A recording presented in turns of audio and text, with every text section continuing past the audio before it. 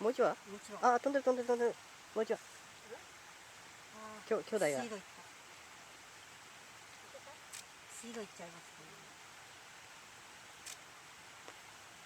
仲良くここに来て食べればいいのにね。お腹いっぱいか。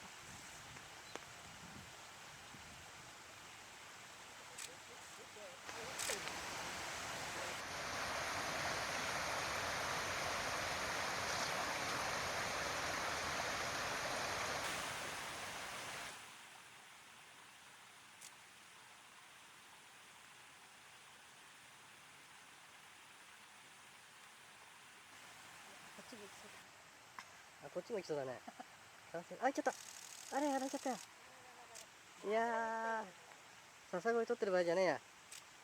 やられちゃったやんかよ。マジか、あれ5匹目だよ。入ったな。真っ白だな。真っ白だ。で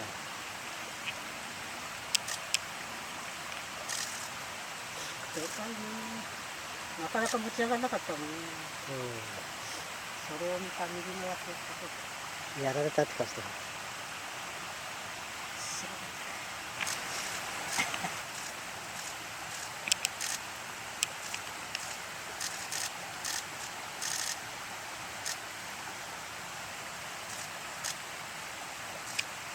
ドキドキドキドキ。